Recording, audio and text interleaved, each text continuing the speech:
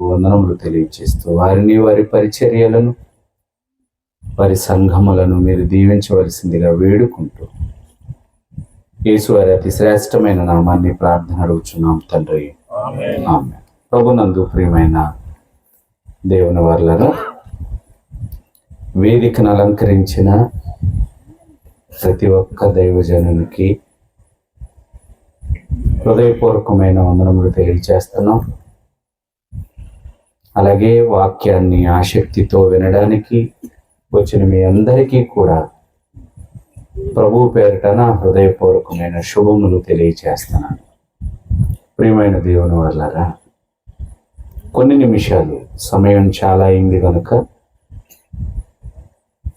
ఎక్కువ సమయం కాకుండా తక్కువ సమయంలోనే ఎక్కువ మాటలు మనం వినడానికి ప్రయత్నం కలిగి ఉందాం. ప్రియమైన దేవుని వర్లరా, ఈరోజు మన ముందు ఉంచబడిన అంశం భవిష్యత్తుకు బాల్యమే బంగారు బాట. నేటి సమాజంలో ప్రతి ఒక్క చోట యవ్వనం అనేది ఎలా చెడిపోవటానికి దారి తీస్తుందో, యవ్వన కాలములో ఉన్న బిడ్డలు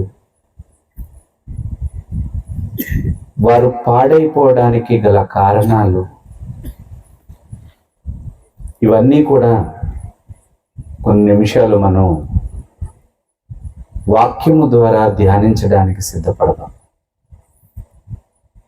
ప్రియులరా, ఈ సమాజంలో క్రైస్తవులు అనగానే, క్రీస్తు అనగానే, బైబిల్ అనగానే ఒకలాంటి చిన్న చూపు సమాజానికి ఏర్పడింది. క్రైస్తవ్యం అనగానే ఇదేదో విదేశీ మతమని, ఇదేదో విదేశాల నుంచి వచ్చిన ఒక తప్పుడు విధానమని చాలామంది నేటి కాలంలో క్రైస్తవ్యం మీద బురద జల్లే ప్రయత్నాలు, క్రైస్తవ్యాన్ని అణగదొక్కే ప్రయత్నాలు, అసలు భారతదేశంలోనే క్రైస్తవ్యమే లేకుండా చెయ్యాలి అనే ఆలోచనలు చాలామంది నేటి సమాజంలో కలిగి ఉన్నారు. దీనికి చాలా కారణాలే లేకపోలేదు. బైబిల్ అంటే ఏంటో, క్రైస్తవ్యం అంటే ఏంటో, క్రీస్తు అనే ఆయన ఎంత గొప్పవాడో, ఆయన ఈ లోకానికి రావడం వెనకాల ఉన్న ప్రత్యేకత ఏమిటో ఎందరో క్రీస్తుని, క్రైస్తవ్యాన్ని వ్యతిరేకించే వారికి ఆ మహానుభావుడిలో ఉన్న ఆ గొప్పతనం, క్రైస్తవ్యానికి ఉన్న ఆ గొప్పతనం తెలియక క్రైస్తవ్యం మీద చాలామంది నోరు పారేసుకుంటున్నారు. ఇలా క్రైస్తవ్యం మీద నోరు పారేసుకోవడానికి ఒకంత క్రైస్తవులు కూడా కారణమే అని చెప్పవచ్చు. ఎందుకంటే వారి బోధనా విధానం, వారు సమాజంలో క్రీస్తును చూపిస్తున్న విధానం, సంఘాలలో వారు అనుసరిస్తున్న విధానం, ఇది కూడా కొంత మట్టుకు క్రీస్తుని తక్కువ చేసి మాట్లాడే వారికి ఒకంత అలుసుగా మారింది అని చెప్పుకోవటంలో ఏ విధమైన సందేహము కూడా లేదు. క్రైస్తవులలో చాలామంది క్రైస్తవ్యాన్ని కూడా మతంగా చూపించే ప్రయత్నం చేస్తున్నారు. కానీ నిజానికి క్రైస్తవ్యం అనేది మతం కాదు. మతం అనే పదం బైబిల్లో ఎక్కడా రాయబడలేదు. బైబిల్ అనే మహా జ్ఞాన గ్రంథం. ఒక మాటలో చెప్పాలి అంటే బైబిల్ అనేది మనుషుని యొక్క బ్రతుకు పుస్తకం. ఒకవేళ సమాజము నుండి బైబిల్ని దూరపరచాలి అనుకుంటే, సమాజానికి క్రైస్తవ్యాన్ని దూరం చెయ్యాలి అనుకుంటే, సమాజానికి నాశనమే తప్ప మరొక గతి కలుగదు. ఎందుకంటే సమాజాన్ని సంస్కరించాలి అన్నా, సమాజానికి హితబోధన చేయాలి అన్నా, సమాజాన్ని సన్మార్గములో పెట్టాలి అన్నా ఖచ్చితంగా ఈ సమాజములో బైబిల్ ఉండి తీరాలి. ఎందుకంటే బైబిల్ అనేది అంత గొప్పది. ఎంత గొప్పదో, బైబిల్ ఈ సమాజానికి ఏం నేర్పిస్తుందో, ఒకవేళ బైబిల్ని సమాజానికి దూరం చేస్తే సమాజం ఎలా పతనావస్థకు వెళ్ళిపోతుందో కూడా మీకు ఈ రాత్రి నేను కొన్ని విషయాలు చెప్తాను. బైబిల్ అనేది మతం కాదు, మత పుస్తకము కాదు, ఇది మహాజ్ఞాన గ్రంథం. ఎందుకంటే ప్రతి విషయము కూడా దేవుడు బైబిల్లో భద్రపరిచాడు. ప్రతి విషయాన్ని కూడా బైబిల్లో దేవుడు చాలా విషయాలను రాయించారు. అందులో ఈరోజు మనం నేర్చుకుంటున్నదే భవిష్యత్ గురించి నేర్చుకుంటున్నాం. ఆ భవిష్యత్తు బంగారముగా ఉండాలి అంటే ఆ భవిష్యత్కి బాల్యమే బంగారు బాట. ప్రియమైన దేవుని పిల్లలారా, ఎంతసేపు క్రీస్తును నమ్ముకుంటే, గుడికి వెళుతుంటే, సభలకు వెళుతుంటే ఏం కలిసి వస్తుంది అని ఆలోచిస్తుంది సమాజం. ఏమండి, మేము ప్రభువుని నమ్ముకుంటామండి, మాకు పిల్లలు పుడతారా అండి?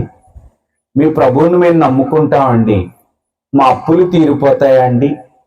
ఇలాంటి చిన్ని ఆలోచనలే దేవుని మీద పెట్టుకుని మానవ సమాజం వెళ్ళిపోతుంది. కనుక ప్రియమైన దేవుని పిల్లలారా, ఇలాంటి చిన్ని చిన్ని ఆలోచనలు ప్రక్కన పెట్టి ఒక అద్భుతమైన ఆలోచనలు బైబిల్ గురించి, దేవుడు గ్రంథములో రాయించిన మాటల గురించి మనం కాసేపు మాట్లాడుకుందాం. ప్రియులరా, సమాజంలో ఎక్కడ చూసినా, ఎటువైపు మీరు పరిశోధన చేసినా ఎన్నో కేంద్రాలు మనకి కనబడుతూ ఉంటాయి. వరి పరిశోధనా కేంద్రం కనబడుతూ ఉంటుంది, పొగాకు పరిశోధనా కేంద్రం కనబడుతుంది, చెరుకు పరిశోధనా కేంద్రం కనబడుతుంది. ఇంకా ఆలోచిస్తేనండి చేప పిల్లల పెంపక కేంద్రం ఉందండి, రొయ్య పిల్లల పెంపక కేంద్రం ఉందండి. కానీ ప్రపంచంలో ఎక్కడా కూడా పిల్లల్ని పెంచే కేంద్రాలు లేవండి. నిజమండి, పిల్లల గురించి ఆలోచనలే సమాజానికి లేవు. ఏ పాఠశాలలో వేయాలి అనుకుంటున్నారు, ఎలాంటి విద్యను అభ్యసింప చేయాలి అనుకుంటున్నారు, మా పిల్లవాడిని భవిష్యత్తులో ఎంత గొప్పవాణ్ణి చేయాలి అనుకుంటున్నారే తప్ప వీడికి ఎలాంటి నడవడిక నేర్పాలి అని సమాజంలో ఉన్న ఏ తల్లి ఏ తండ్రి ఆలోచించలేకపోతున్నారు. అందుకే బైబిల్లో ఒక మంచి మాట రాశాడు. సామెతల గ్రంథము 22వ అధ్యాయము 6వ వచనాన్ని ఒకసారి జాగ్రత్తగా మనం చదువుదాం. సామెతల గ్రంథము 22వ అధ్యాయము 6వ వచనం, బాలుడు నడవవలసిన త్రోవ వానికి నేర్పండి. ప్రియులరా, బైబిల్లో మనకి విసికి పుట్టించే అన్ని సందర్భాలలో బాల్యం బాల్యం బాల్యం బాల్యం అనే పదం మనకి తారసపడుతుంది. బాల్యానికి దేవుడు చాలా పెద్ద పీట వేశాడు. బాల్యం విషయమై తల్లిదండ్రులకు చాలా జాగ్రత్తలు చెప్పాడు. కానీ బాల్యం అనే దాన్ని ప్రపంచంలో నేటి వరకు కూడా ఏ తల్లి ఏ తండ్రి పట్టించుకోకపోవటం విచారకరమైన సంగతి. మనం చదువుకున్న భాగంలో ఒక మంచి మాట కనబడుతుంది.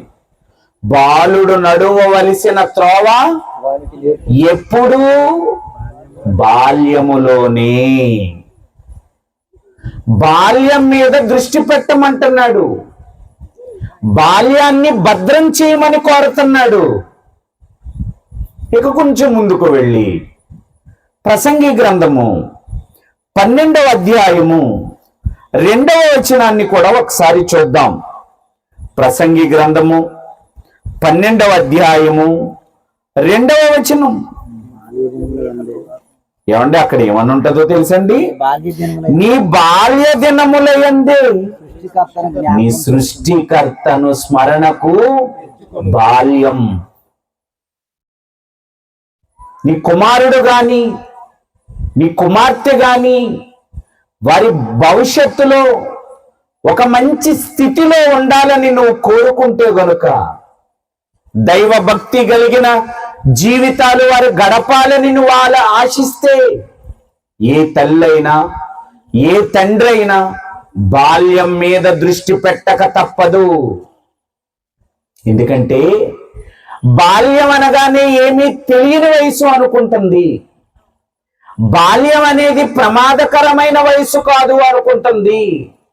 బాల్యములో పిల్లలు ఎలా ఉన్నా పర్వాలేదు అనుకుంటుంది. అందుకే వాడు తిట్టినా మనం నవ్వుకుంటున్నాం, వాడు మనల్ని కొట్టినా మనం సరదాగా తీసుకుంటున్నాం. అందుకే అంటున్నారు, రేయ్ వెళ్ళి తాతని ఏం చేయి, కొట్టురా, తాతని తన్నరా అంటున్నాడు. ఇప్పుడు తాతను తన్నేడు, రేపొద్దుట నిన్ను దంతాడు. ఇప్పుడు వాళ్ళెవరినో తిట్టాడు, రేపొద్దుట నిన్నే తిడతాడు. ఎందుకంటే బాల్యములో నువ్వు తగిన జాగ్రత్తలు తీసుకోలేదు గనుక భవిష్యత్తులో ఆ బాల్యములో తీసుకోని ప్రతి జాగ్రత్త భవిష్యత్తులో ప్రమాదానికి దారి తీస్తుంది. అందుకే దేవుడు చెబుతున్నాడు, నీ బాల్య దినముల యందే నీ సృష్టికర్తను ఏం చేయి. ఎందుకండి బాల్యం మీద మేము దృష్టి పెట్టాలి? బాల్యంలో మా పిల్లలు ఏమైనా తప్పులు చేస్తుంటారా? బాల్యంలో మా బిడ్డలు ఏమైనా చెడిపోతూ ఉంటారా? పసితనం కదా అండి, పాప వాళ్ళకి ఏమీ తెలియని వయసు కదా అండి అని మనం అంటుంటే, దేవుడు ఏమంటున్నాడో చూద్దాం. ఆదికాండము 8వ అధ్యాయము 21వ వచనాన్ని చదువుకుందాం ప్రియమైన దేవుని పిల్లలారా.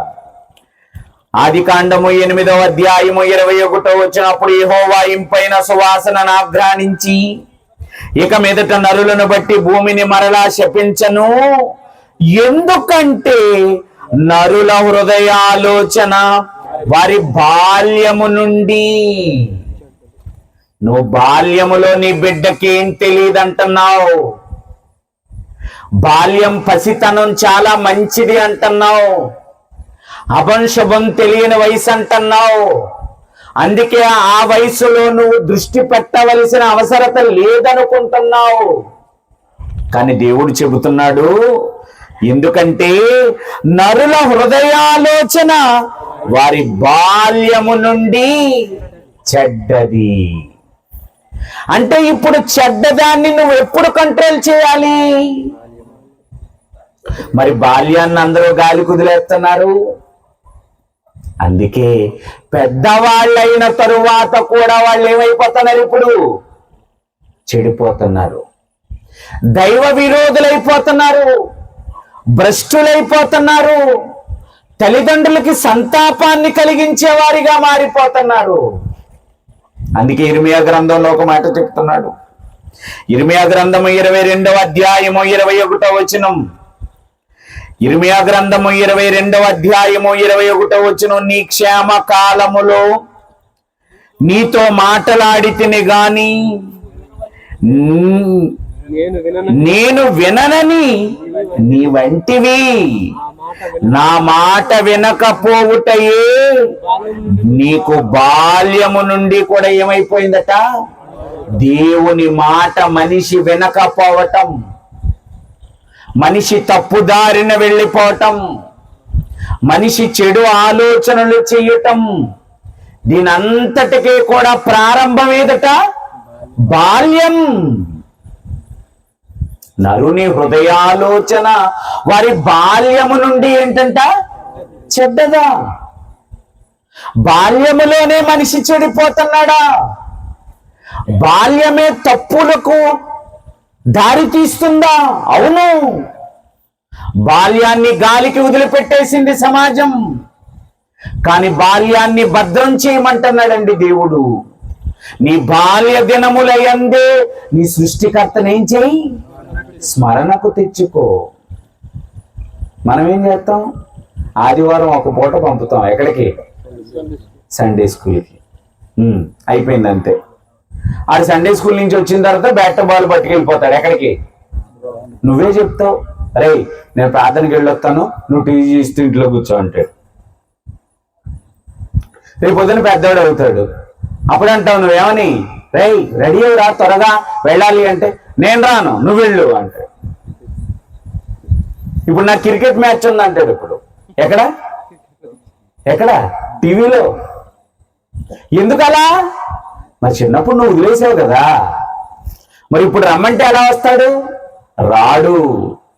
అందుకే దేవుడు చెబుతున్నాడు, నీ బాల్య దినములందే నీ సృష్టికర్తనేం చేయి?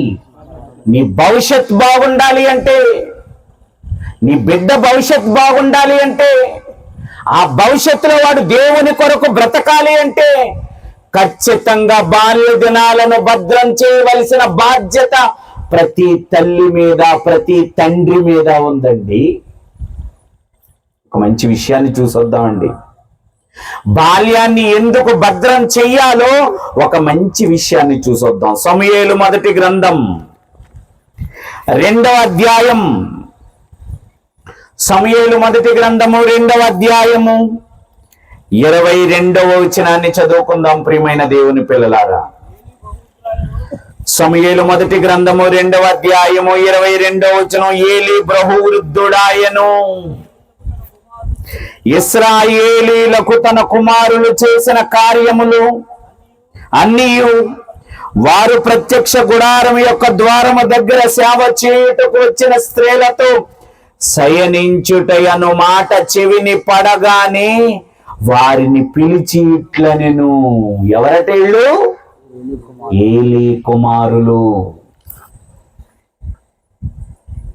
వ్యభిచరిస్తున్నారటండి. ఏలీ కుమారులు ఎలా మారిపోయారు? వ్యభిచారులుగా మారిపోయారు.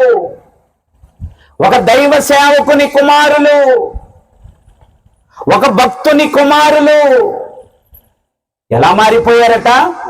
ఏంటి కారణం? ఏలీ కుమారులు ఎంత దారుణానికి ఒడిగట్టడానికి, ఒక దైవ భక్తుని కుమారులు వ్యభిచారులుగా మారడానికి కారణం ఏంటో తెలుసా? బాల్యములో దేవుని కోసం పెంచలేదటండి. ఎవరిని? ఏలీ కుమారులను. మనం అనుకుంటే సరిపోదు, మనం చదువుదా ఆ విషయాన్ని. కిందకి మనం వెళితే ఎక్కడ? అదే 2వ అధ్యాయము 29వ వచనం నుంచి చదువుకుందామండి. నా నివాస స్థలమునకు నేను నిర్ణయించిన బలి నైవేద్యములను మీరెలా తృణీకరించుచున్నారు? మిమ్మను క్రొవ్వబెట్టుకొనుటకై నా జనులకు ఇశ్రాయేలీలు చేయు నైవేద్యములలో శ్రేష్ఠ భాగములను పట్టుకొనుచు నాకంటే దేవుడి కోసం చేస్తున్నారటండి అర్పణలు. ఇశ్రాయేలీల ప్రజలు అర్పణలు, బలి నైవేద్యములను దేవుని కొరకు తెస్తుంటే అందులో శ్రేష్టమైన భాగాలను ఏం చేస్తున్నాడట ఈయన? అప్పుడప్పుడు మనం మటన్ కొనడానికి వెళ్తా ఉంటాం కదండి. ఏం అడుగుతాం ఆయన్ని? అందులో ముఖ్యమైన భాగాలు ఉంటాయి చూసారా? లివర్ అని ఏవేవో ఉంటాయి కదండి. అవన్నీ ఏమంటాం అన్నమాట దాంట్లో. అవి శ్రేష్టమైనవి, మంచివి. అలాగే పాపం ఇశ్రాయేలీలందరూ కూడా బయలు నైవేద్యాలు పట్టుకొస్తుంటారట. శ్రేష్టమైన బాధ. ఇది నా పెద్దోడికి ఇష్టం, ఇది మా చిన్నోడికి ఇష్టం, ఇది వాడికి ఇష్టం, తలకాయ వీడికి ఇష్టం, కాళ్ళు వాడికి ఇష్టం, గుండెకాయ వాడికి ఇష్టం, ఇది వీడికి ఇష్టం అని మొత్తం వాళ్ళు పట్టుకొచ్చిన బలి నైవేద్యాలన్నిటిలో ఏం చేస్తున్నారట? వాటన్నిటిని పట్టుకెళ్ళిపోతున్నాడు ఇంటికి దొంగచాటుగా. ఎవరు? ఎవరి కోసం? ఎవరి కోసం తెచ్చినవి? దేవుని కోసం తెచ్చినవి. దేవుని కోసం అర్పించకుండా పిల్లల మీద ప్రేమ ఎక్కువైపోయి నాకంటే ఆయన ఎవరినో ప్రవక్తను పంపించాడు ఇప్పుడు ఏలీ దగ్గరకు. ఇప్పుడెందుకురా నువ్వు ఏడుస్తావు? ఇప్పుడెందుకు ఏలీ నువ్వు రొమ్ము కొట్టుకుంటున్నావు? ఇప్పుడు నువ్వు వాళ్ళని పిలిచి నువ్వు గద్దిస్తే వాళ్ళు నీ మాట వినే పొజిషన్ లో ఉన్నారా? నువ్వు బాధపడకు. ఇప్పుడు నువ్వు బాధపడి ప్రయోజనం లేదు. ఇప్పుడు వాళ్ళు యవనస్తులు. ఇప్పుడు వాళ్ళ కాళ్ళ మీద వాళ్ళు నిలబడే స్థితికి వచ్చేశారు. ఇప్పుడు నువ్వేం చేయగలవు? కడకు నీ కళ్ళు కూడా నీకేం చేయటం లేదు, ఇప్పుడు సహకరించటం లేదు. నువ్వేం చేస్తావు ఏలి? ఇప్పుడు నువ్వేం చేయగలవు?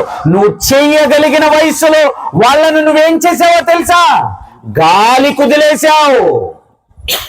ఆ రోజు గాలి కుదిలేయడానికి గల కారణాలు ఏంటో తెలుసా? వాళ్ళ మీద నీకు ప్రేమ ఎక్కువైపోయింది. నా బాబే, నా కొడుకే, నా బంగారమే, నా ముద్దుల మూటే, నా వజ్రాల. మీరు అంటున్నారా? అనండి, ఏం ప్రాబ్లం లేదు. మా అమ్మండి బైబిల్ చదవకుండా పడుకున్నాను అనుకోండి, కొట్టడమే. మీరేం చేస్తారు? ఇది ఇక్కడ చాలా మంది పిల్లలు ఉన్నారు. ఇలాగే గనక చిన్నప్పుడు నేను అలాగే పడుకుంటే గనక అయిపోయాను నేను. ఈ మైదానంలోనూ అయిపోతాను. ఏరా అక్కడ పడుకున్నావేంట్రా నువ్వు? నా పరువు పోయింది. నువ్వు పడుకోవడం ఏంట్రా అక్కడ? ఇదిగో ఈ రోజు రాత్రి మళ్ళీ మనం ప్రార్థనకి వెళ్తున్నాం. నువ్వు పడుకోకూడదు సుమా అక్కడ. నీకు నిద్ర రాకూడదు. అవసరమైతే మధ్యాహ్నం నుంచి స్కూల్ నుంచి ఇంటికి వచ్చేసి నువ్వేం చేయి? పడుకో. అక్కడికి వెళ్ళిన తర్వాత మాత్రం ఏం చేయకు. నేనేమో హెబ్రోన్ మినిస్ట్రీస్ లో ఉండేవాళ్ళం అండి అప్పట్లో. వాళ్ళేమో ప్రార్థన అనగానే మోకరించగానే నాకేం వచ్చేది? అందరూ ప్రార్థన అయిపోయి కూర్చుని పాట పాడుతుంటే నాకు వెలుగు వచ్చేది. నేను ఏక ప్రార్థనలో ఉండేవాడిని. అంతమందిలో వచ్చి వీపు మీద చరిసేసేదండి గట్టిగా. ఎందుకు పడుకున్నావు? ఇలా చెప్పగలుగుతున్నానంటే ఉట్టినే ఏదో చదువుకుని వచ్చి చెప్పింది కాదు. బాల్యము నుండి ఏం చేసింది? నేర్పించింది. దేవుడంటే ఏంటో, భక్తి అంటే ఏంటో, దేవుని కొరకు ఎలా బ్రతకాలో భయముతో పెంచింది గనుకనే దేవుని కొరకు బ్రతకగలుగుతున్నాం. ఈరోజు పిల్లలు ఎలా ఉన్నారో తెలుసండి? ఆవిడే షాపుకి వెళ్ళి తెచ్చేసేది. చిన్నప్పుడు నాకు నెక్కర్లు ఉండేయండి, ప్యాంట్ కాదు కదండి. ఇప్పుడు ఎంత ఈ రోజు పుట్టినరోజు జరిగిన వాడికి సూటు కొనేశారు ఏకంగా. ఏం కొనేశారు? పెళ్లి రోజు వరకు సూటు తెలియదండి నాకు. ఆ పెళ్లి చేసుకుంటున్నప్పుడు కూడా వాళ్ళకి నచ్చిన కలర్ మాకు పెట్టారు తప్ప నాకు నచ్చింది కొనలేదండి. నిజం. ఇప్పుడు వాడికి సూట్ వేసుకు తీసుకొచ్చారు. నా నిక్కర్లు పోలీసు వాడి నిక్కర్లాగా ఉండేయండి, లూజుగా మోకాళ్ళ కిందకి దిగిపోయి. వద్దు అనకూడదు, ఈపి వాచిపోద్ది. ఇప్పుడు నువ్వు వెళ్ళిదే షాప్కి వెళ్ళి, నచ్చలేదు, నేను కట్టినా, నాకు వద్దు, నాకు నచ్చలేదు అంటాడు అంతే. సచ్చినట్టు ఏం చేయాలి? స్కూల్ అయిపోయిన తర్వాత పాలే రోడ్ లాగా స్కూల్ దగ్గర వెయిట్ చేసి వచ్చిన తర్వాత వీళ్ళందరినీ బండి ఎక్కించుకుని, నీకు ఇది నచ్చిందా? ట్రయల్ రూమ్స్ కూడా పెట్టారు మళ్ళీ దిక్కుమాలిన వాళ్ళు అక్కడ. వేసుకుని చూసుకుని నచ్చితే ఎంత ఉందా? ఇక్కడ చాలా పెద్దోళ్ళు ఉన్నారు, ఒక 40-50 సంవత్సరాలు ఉన్నోళ్ళు ఉన్నారు కదా. మిమ్మల్ని మీ తల్లిదండ్రులు అలాగే పెంచారా? ఇప్పుడు మీరు పెంచుతున్నట్టుగానే వాళ్ళు అలా మిమ్మల్ని పెంచారా? పాస్టర్ గారు వస్తున్నారంటే భయం, తలుపు కిందకో మంచం కిందకో వెళ్ళిపోవటం. ఎందుకు అనుకుంటున్నారు? పేరు అడుగుతాడేమో, పేరు చెప్పలేక. రెండో ఎక్కని చెప్పరా, భయం. లేకపోతే పలక తెచ్చుకోరా, అది రాయి అంటే చచ్చిపోవటమే, భయం.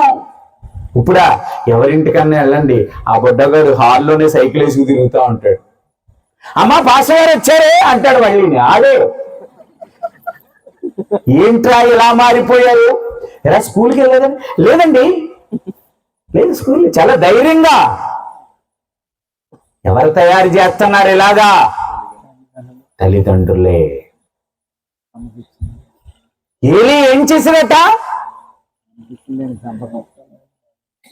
దేవుని కొరకని ప్రజలు అర్పణలు తెస్తుంటే, దేవుని కొరకు నైవేద్యాలు తెస్తుంటే, మా దేవునికి శ్రేష్టమైనది ఇవ్వాలి అని దేవుని కొరకు తెస్తుంటే, ఆ దేవుని కొరకు తెచ్చిన శ్రేష్ఠ భాగములన్నిటినీ పట్టుకొని నాకంటే ఎంత స్పష్టంగా దేవుడు తన బాధను వ్యక్తం చేస్తున్నాడో చూడండి ఇక్కడ. నాకంటే నీ కుమారులను మీరు కూడా దేవుని కంటే ఎక్కువగా మీ కుమారుని ప్రేమిస్తున్నారా? మీ కుమార్తెను ప్రేమిస్తున్నారా? మీ కుమారుని మీ కుమార్తెను బాల్యాన్ని గాలికి వదిలిపెట్టేస్తున్నారా? అయితే మీరు రేపొద్దుట శ్రమ పడక తప్పదు, మీరు కన్నీరు కార్చక తప్పదు, మీరు వేదనకు గురి కాక తప్పదు. దేవుడు ముందుగానే చెప్పాడు. అమ్మా, బిడ్డను కన్న ప్రతి తల్లికి, బిడ్డను కన్న ప్రతి తండ్రికి దేవుడు ముందుగానే తన గ్రంథములో గ్రంథస్థం చేశాడు. నరుని హృదయం వాడి బాల్యములోనే చెడ్డదిరా బాబు. చెడ్డ లక్షణాలన్నీ బాల్యములోనే పుట్టాయిరా వీడికి. నువ్వు బాల్యములోనే మందులు వేయరా, బాల్యములోనే నీ బిడ్డను నాకు ఇచ్చేరా, బాల్యములోనే వాడి మనసులో నన్ను నింపేయి. పెద్దవాడైనప్పుడు దాని నుండి వాడు తొలగిపోడు. ఏలీ కుమారులు తొలగిపోయారు, భ్రష్టులైపోయారు, వ్యభిచారులైపోయారు. దానికి కారణం ఎవరో తెలుసా? వాళ్ళని కన్నా తండ్రి. నాకంటే ఎక్కువగా నీ కుమారులను ఏం చేశావు నువ్వు? ఎందుకురా ఇప్పుడు బాధపడతావని చెబుతున్నాడు ఒక దైవ సేవకునితో. ఏమనుకుంటున్నారు ప్రియమైన దేవుని పిల్లలారా? బైబిల్ అంటే మతం అనుకుంటున్నారా? కాదు, మహాజ్ఞానం. నీ బిడ్డను ఎలా పెంచాలో, నువ్వెలా బ్రతకాలో, నీ జీవితాన్ని ఎవరికి అంకితం చెయ్యాలో, నీ జీవితంలో నీకివ్వబడిన 60-70 సంవత్సరాల కాలములో నువ్వు ఎలా బ్రతికితే నీ జీవితం ధన్యమవుతుందో, ఈ విషయాలన్నిటినీ ప్రస్తావించబడిన ఏకైక గ్రంథం బైబిల్. ప్రియమైన దేవుని పిల్లలారా, తల కింద పెట్టుకుని పడుకునేది కదండి, తల కింద పెట్టుకుని పడుకునేది కాదు, తలలో పెట్టుకునేది. ఇందులో రాయబడిన ప్రతి మాట నీ హృదయం అనే పలకల మీద వ్రాయబడాలి. రాయబడుతున్నాయా? ఎన్ని ప్రసంగాలు వింటున్నారు క్రైస్తవులుగా మారిన దగ్గర నుంచి. ఎంతమంది దైవ సేవకుల నోట దేవుని మాటలు వింటున్నారు. ఎన్ని మాటలు మన బ్రతుకులను మార్చగలుగుతున్నాయి చెప్పండి ప్రియమైన దేవుని పిల్లలారా. బాల్యాన్ని ఎందుకు గాలికి విడిచిపెడుతున్నారు? బాల్యాన్ని ఎందుకు భద్రం చేయలేకపోతున్నారు? బాల్యాన్ని ఎంత భద్రం చేసిన తల్లిదండ్రులు ఉన్నారు, వాళ్ళ భవిష్యత్తు ఎంత బంగారంగా ఉందో ఒక మంచి జీవితాన్ని మనం చూసొద్దాం ప్రియమైన దేవుని పిల్లలారా. చూద్దాం యోహాను సువార్త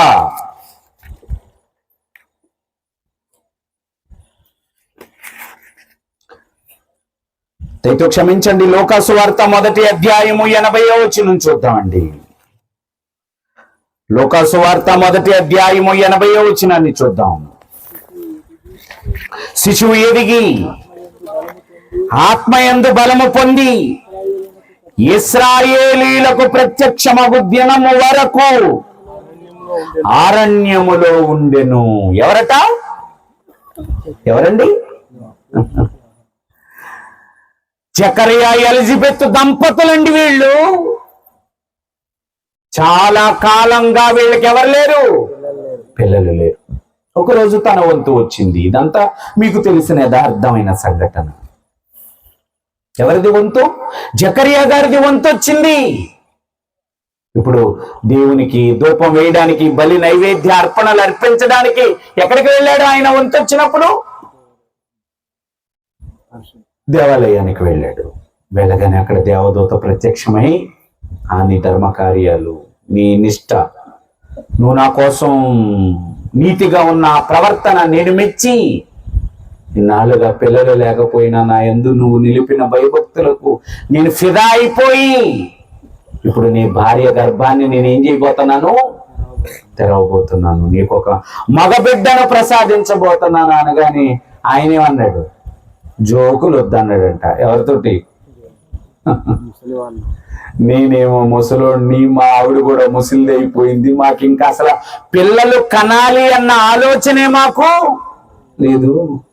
ఈ జోకులు ఏంటి బాబు అనగానే, ఇవి జోకులు కాదయ్యా, నువ్వు నమ్మని కారణంగా ఈ రోజు నుంచి బిడ్డ పుట్టే రోజు వరకు నువ్వేమైపోతున్నావు? మోగవాడి అయిపోతున్నావు అని చెప్పగానే మోగవాడైపోయాడు. మొత్తానికి బిడ్డ పుట్టేశాడు. బిడ్డ ఏ కారణముతో పుడుతున్నాడో కూడా ఆ సంకల్పాన్ని అంతటినీ కూడా ఎవరికి తెలియజేశారు? తల్లిదండ్రులకు తెలియజేశారు. జకరియా ఎలిజబెత్లకు. వాళ్ళు ఏం చేశారో తెలుసండి? బాల్యాన్ని ఎంత భద్రంగా కాపాడారో తెలుసండి? బాల్యం విషయంలో ఎన్ని జాగ్రత్తలు తీసుకున్నారో తెలుసండి? ఎవరు? ఇచ్చాడు బాబు, మాకు పిల్లోడిని ఇచ్చాడు బాబు, మాకు పిల్లోడిని ఇచ్చాడు బాబు అని ఊరంతా సంబరం చేయలేదండి వాళ్ళు. పిల్లవాడు పుట్టగానే ఊరు ఖాళీ చేసి వెళ్ళిపోయారు. అదేనా ఉంది అక్కడ? శిశువు ఎదిగి ఆత్మయందు బలము పొంది ఇశ్రాయేలీలకు ప్రత్యక్షమగు దినము వరకు అరణ్యములో ఉండిన. అరణ్యములో ఉండి ఏం చేశారు? సొసైటీకి దూరంగా తీసుకెళ్లిపోయారు. సొసైటీతో కలిసి బ్రతకనివ్వలేదు. ఎవరిని? యోహానుని. యోహాను గారి బట్టలు కూడా మార్చేశారండి. ఎవరు? ఏం బట్టలు ఆయనకి? చర్మం, ఒంటి రోమములు కలిగిన వస్త్రం ఆయనకి. తిండేంటి? మీ బిడ్డలకి ఏం పెడతారు? మీకు అలారు ముద్దుగా పెట్టిన బిడ్డకి మిడతలోనూ తేనె పెడతారా చెప్పండి మీరు? తోలు దట్టి పెడతారా చెప్పండి మీరు? అసలు ఎవరూ కట్టలేని బట్టలు కదా.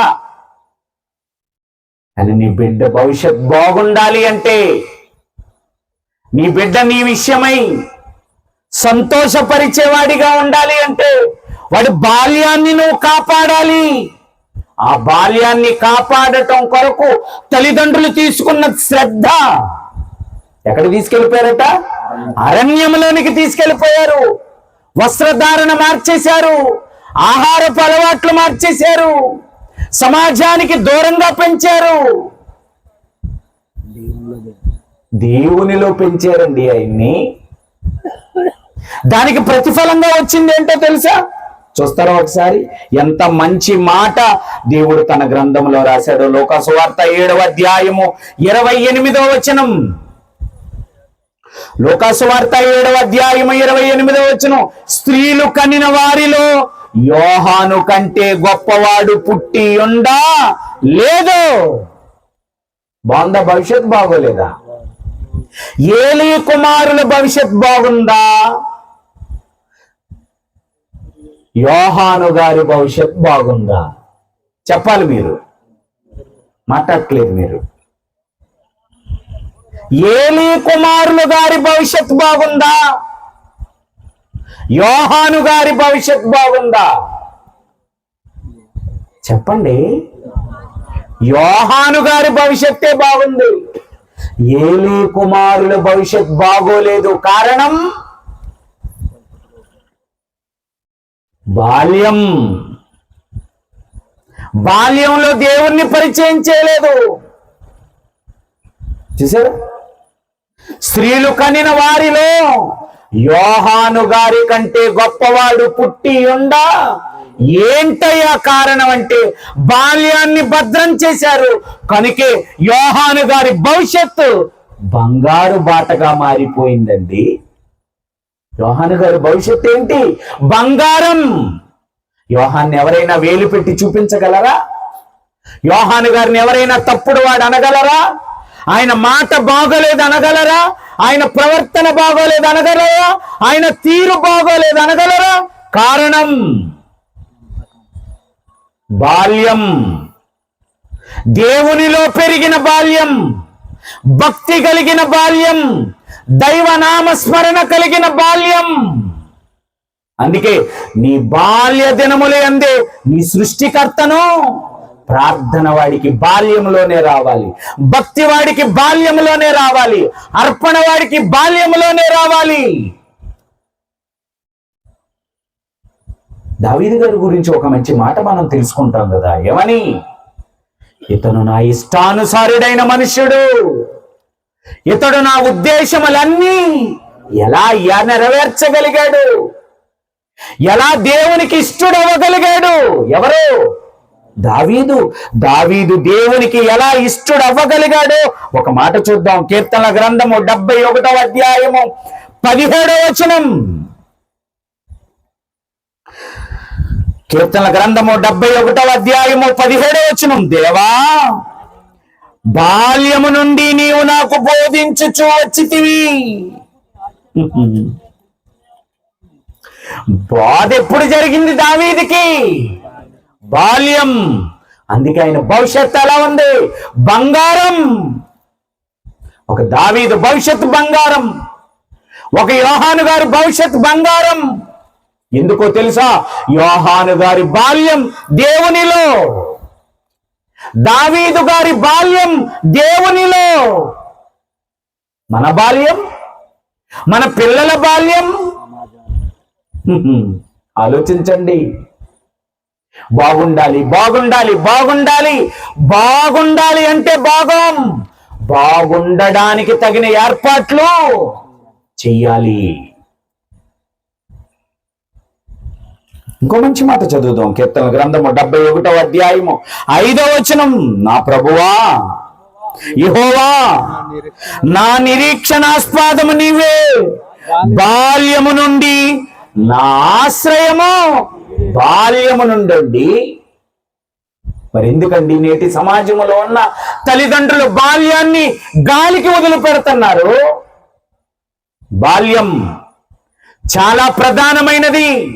బాల్యం దేవునికి చాలా ఇష్టమైనది. బాల్యం భవిష్యత్తు కొరకు మార్గాన్ని వేసేది. అలాంటి బాల్యాన్ని గాలికి వదిలిపెడుతుందండి నేటి సమాజం. ఎలా ఈ సమాజాన్ని కాపాడాలి? ఇలాంటి మాటలు ప్రతి చోట చెప్పాలి, ప్రతి గ్రామంలోనూ చెప్పాలి, ప్రతి పట్టణంలోనూ చెప్పాలి, ప్రతి ఇంటికి చేరవేయాలి. అప్పుడు కదా మనుషుల జీవితం బాగుపడుతుంది.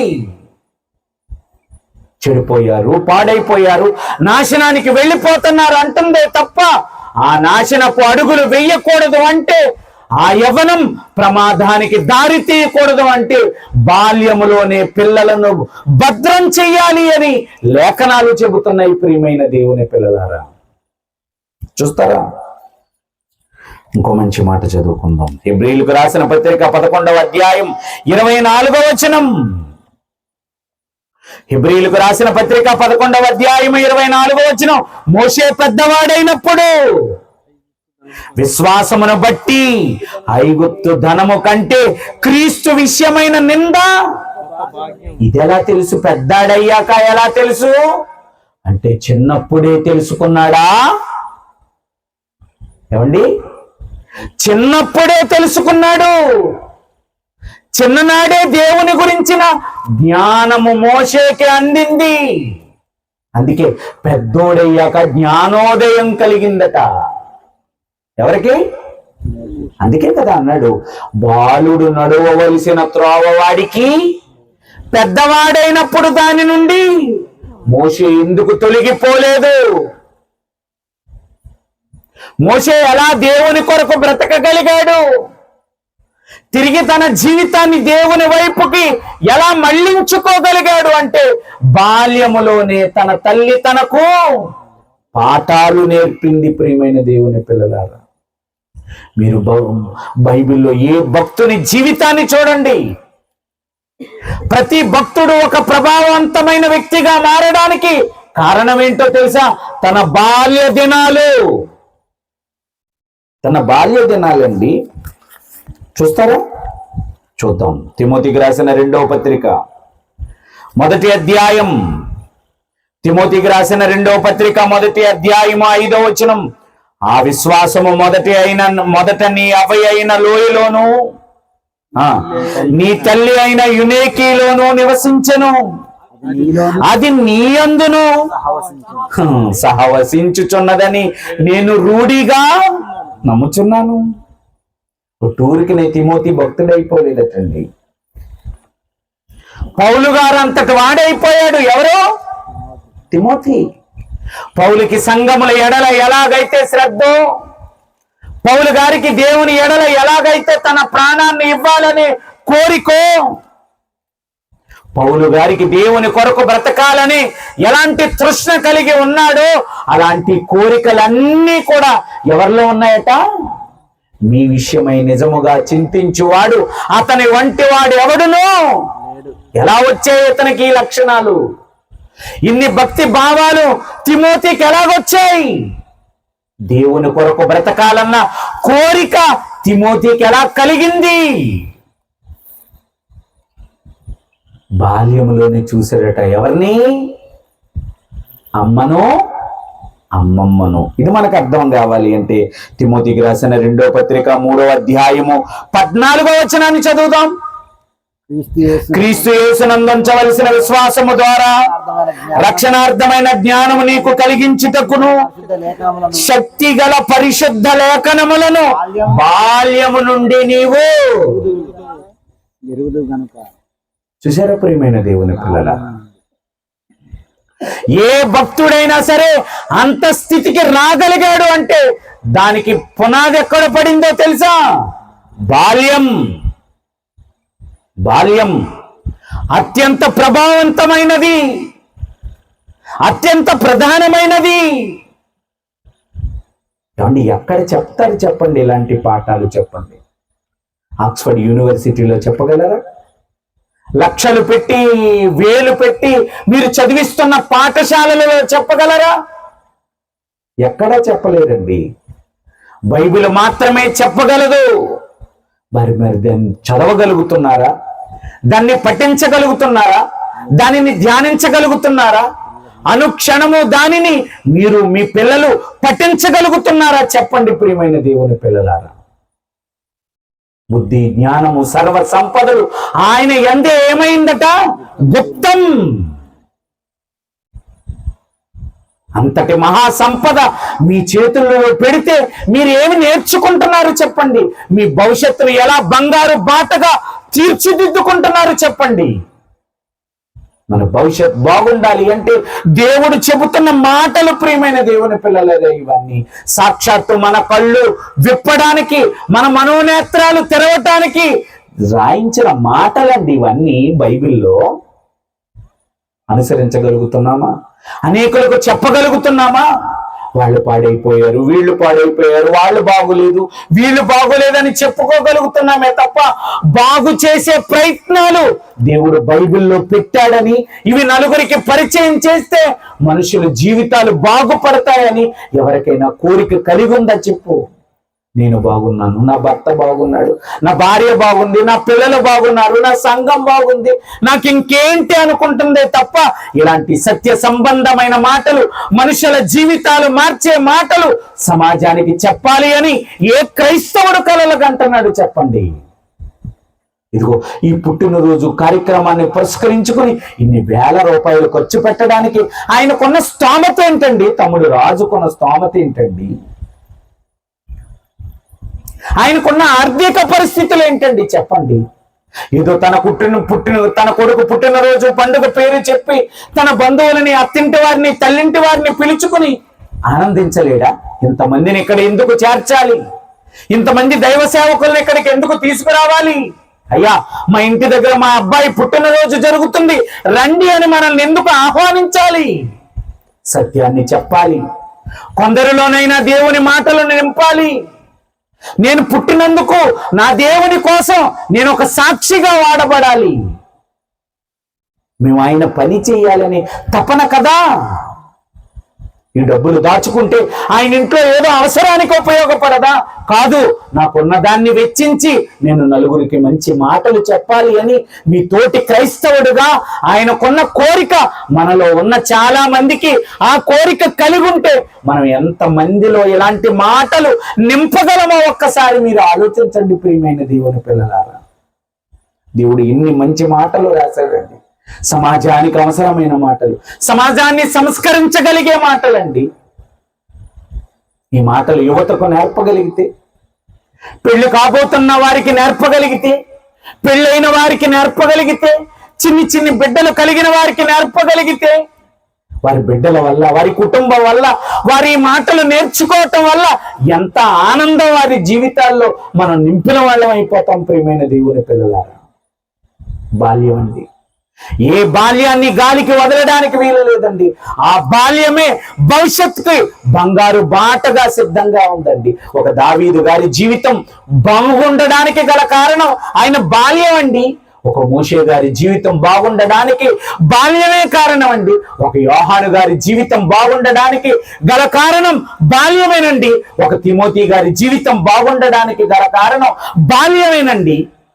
ఈరోజు అనేకులు చెడిపోవడానికి కారణం కూడా బాల్యమేనండి. ఒక ఏలీ కుమారులు చెడిపోయి వ్యభిచారులుగా సమాజంలో మారిపోవడానికి గల కారణం బాల్యాన్ని వారి తండ్రి పట్టించుకోకపోవటం.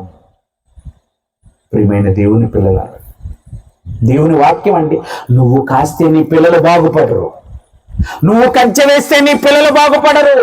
దేవుని వాక్యముతో వారికి కంచె వేయాలి. దేవుని వాక్యం అనే కాపుదల వారికి ఇవ్వాలి. దేవుని వాక్యపు సంరక్షణలో నీ కుటుంబాన్ని పెంచాలి. పెంచగలుగుతున్నామా మనం అలాగా? దేవుని వాక్యముతో కంచి వేయగలుగుతున్నామా మన యవ్వన బిడ్డలకు? ఒక తిమోతి తల్లి, అమ్మమ్మ వాక్యం అనే కంచెను వేశారండి. దావీదికి వాక్యం అనే కంచెను వేశారండి. మోషేకి వాక్యం అనే కంచెను వేశారండి. అది దాటి వెళ్ళలేకపోయిందండి ఆ జీవితం. ఈరోజు మీరు వేయగలుగుతున్నారా? మీ బిడ్డలను వాక్యంలో పెంచగలుగుతున్నారా? మీరు పెరగగలుగుతున్నారా వాక్యములో? వాక్యాన్ని మనం ఎంత దగ్గరగా ఉంటే మన జీవితాలు అంత బాగుంటాయి ప్రియమైన దేవుని పిల్లలారా. వాక్యానికి ఎంత దూరం అవుతా ఉంటామో అంత చెడిపోవడానికి అవకాశం ఉంటుంది ప్రియమైన దేవుని పిల్లలారా. నేను చెబుతున్న మాటలు తప్పు అనుకుంటున్నారా? లేదు, సాక్షాత్తు దేవుడే రాయించిన మాటలండి అవి. ఎంత మంచి మాటలు రాశారో ఒకసారి చూద్దాం. కీర్తనల గ్రంథము 119వ అధ్యాయం, కీర్తనల గ్రంథము 119వ అధ్యాయము 9వ వచనం. కీర్తన గ్రంథము 119వ అధ్యాయము 9వ వచనం అండి. యవనస్తులు దేని చేత తమ నడతను శుద్ధిపరుచుకుందరు? నీ వాక్యమును బట్టి జాగ్రత్తగా నీ కొడుకుని, నీ కుమారుణ్ణి, నీ కుమార్తెను బాగు చెయ్యాలి అని నువ్వు అనుకుంటున్నావా? బాగు చెయ్యాలి అంటే నువ్వు చేయలేవు సోదరా, సోదరి. వారిని బాగు చేసేది ఏంటో తెలుసా? దేవుని వాక్యం. యవనస్తులు దేని చేత తమ నడతను శుద్ధిపరుచుకుందరు? యవనస్తుడైన తిమోతి ఎలా బాగున్నాడు? యవనస్తుడైన యోహాను ఎలా బాగున్నాడు? చెడిపోకుండా ఎలా తమను తాము వాళ్ళు కాపాడుకోగలిగారు? కారణం ఏంటో తెలుసా? వాక్యం. వాక్యం. నీ వాక్యమును బట్టి దానిని జాగ్రత్తగా చూచుకొనుట బట్టియే కదా దావీదు బాగున్నాడు, మోషే బాగున్నాడు, తిమోతి బాగున్నాడు. ఆ వాక్యము లేకపోతే ఆ వాక్యానికే దూరం అయిపోతే, ఆ వాక్యాన్నే దూరం చేస్తే ఎలా బాగు చేయగలం చెప్పు. 11వ వచనం, నీ ఎదుట నేను పాపము చేయకుండానట్లు నా హృదయములో నీ వాక్యం. మాన్విత్ గొప్పవాడిగా మారాలని రాజు కోరుకుంటున్నాడా? మాన్విత్ భవిష్యత్ బాగుండాలి అని మమత కోరుకుంటుందా? అయితే ఏం చేయాలి? ఏ స్కూల్లో వేస్తే భవిష్యత్తు బాగుంటుందో తెలుసా? ఒక దేవుని బడే మాన్విత్ని ఏం చేయగలదు? బాగు చేయగలదు. ఉన్నత శిఖరాలను అధిరోహించేదిగా చేయగలదు. ఒక యోహాను వలె చేయగలదు, ఒక తిమోతి వలె చేయగలదు, ఒక మోషే వలె చేయగలదు. నీ ఎదుట నేను పాపము చేయకుండానట్లు. మన ఎదుట పాపం చేయడు, పక్కకి వెళ్ళాక చేస్తాడు. మనకు అదే బాగా ఇష్టం కదా. ఒక్కొక్కడు అంటాడు, మా ఊడంటే ఎక్కడికి వెళ్ళినా చెప్పే డాడీ సినిమాకి కూడా వెళ్తాను డాడీ అంటే. చెప్పి వెళ్ళాడు కదా. చెప్పి వెళ్ళడం ముఖ్యం కాదు, చేసే పని ముఖ్యం. నీ ఎదుట నేను పాపము చేయకుండానట్లు నా హృదయములో ఏం చేశాను? వాక్యం. ఒక దావీదు హృదయములో వాక్యం, ఒక మోషే హృదయములో వాక్యం, ఒక తిమోతి హృదయములో వాక్యం. ఆఖరికి మనందరి కోసం ప్రాణం పెట్టడానికి వచ్చిన యేసులో కూడా ఏముందో తెలుసా? వాక్యం. చూస్తారా ఒకసారి ఆ మాట? లూకా సువార్త, లూకా సువార్త 2వ అధ్యాయం 40వ వచనం. లూకా సువార్త 2వ అధ్యాయం 40వ వచనం. బాలుడు జ్ఞానముతో నిండుకొనుచు ఎదిగి బలము పొందుచుండెను, దేవుని దయ ఆయన మీద ఉండెను.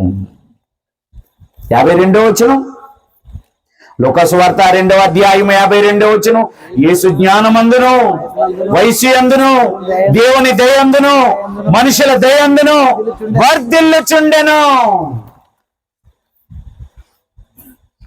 యేసు ప్రపంచ ఖ్యాతి గడించడానికి గల కారణం ఏంటో తెలుసా? యేసు కూడా జ్ఞానమందును వయసు యందును దేవుని దయందును మనుష్యుల దయందును వర్ధిల్లుచుండే జ్ఞానం. ఏంటా జ్ఞానం? ఇదిగో ఈ 66 పుస్తకాలలో ఉన్న మహాజ్ఞానం. బాల్యము నుండే ఈ జ్ఞానానికి ఎవరైతే నేర్పించగలరో వాళ్ళు గొప్పవాళ్ళు అయిపోతారండి, ధన్యులైపోతారండి, మహానుభావులు అయిపోతారండి, మహాత్ములైపోతారండి. గాంధీ గారు ఏమైపోయాడు? సమాజంలో మహాత్ముడైపోయాడు. ఎలా? యేసు మాట. నీ కుడి చెంప మీద కొడితే ఎడమ చెంప కూడా. దాన్ని ఎలా షార్ట్ కట్ లో ఏం చేశారంటే ఆయన అహింస. ఏంటంట ఆయన సూత్రం? నిన్నెవరైనా హింసించవచ్చు కానీ నువ్వెవరిని హింసించకూడదు. ఏమంటే 66 పుస్తకాలలో ఉన్న ఎన్నో మాటలలో ఒక మాట పట్టుకుని తన జీవితంలో అన్వయింప చేసుకున్నవాడు ఏమైపోయాడు? మరి 66 పుస్తకాలని నీ మనస్సులో నింపుకుంటే, నీ బిడ్డ మనస్సులో నింపితే నువ్వెంత గొప్పవాడు అయిపోతావు చెప్పు. నీ భవిష్యత్తు ఎంత బాగుంటుంది చెప్పు. నీ మనవరాలి భవిష్యత్తు ఎంత బాగుంటుంది చెప్పు.